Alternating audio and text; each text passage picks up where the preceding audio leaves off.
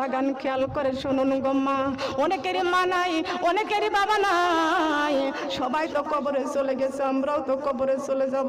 মা টাকা পয়সা বাড়ি গাড়ি সব দুনিয়াতে রেখে কবরে চলে গেছে। আল্লাহর কলি স্বপ্ন দেখতে পাচ্ছে, আমি একটা কবরস্থানে গিয়েছি গো মা। ওই কবরস্থানে অনেকগুলো মুরব্বীরা সেই কবরস্থানে বসে আছে, প্রত্যেকের কবরের মধ্যে নূরের পিণ্ড জ্বলতেছে। কিন্তু দুইজন ব্যক্তি, দুইজনে মুরব্বী, তারা স্বামী স্ত্রী ওই কবরের উপরে বসে আছে। তারা দুইজন অন্ধকারের মধ্যে বসে আছে।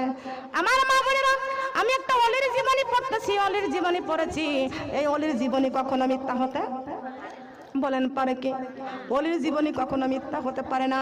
মাগো, এই যে আল্লাহর অলি স্বপ্নের মধ্যে কবরস্থানে গিয়েছে, সবার কবরের উপরে নূরের পিণ্ড জ্বলতেছে, কিন্তু দুইজন মুরব্বী কবরের উপরে বসে আছে, একেবারে অন্ধকার।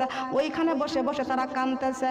আল্লাহর অলি ডাক দিয়ে বলতেছে, না মুরব্বী, তোমরা দুইজন অন্ধকারে বসে আছো, তোমরা দুইজন অন্ধকারে বসে আছো, কিন্তু তোমাদের জন্য কি কোনো ব্যবস্থা নাই?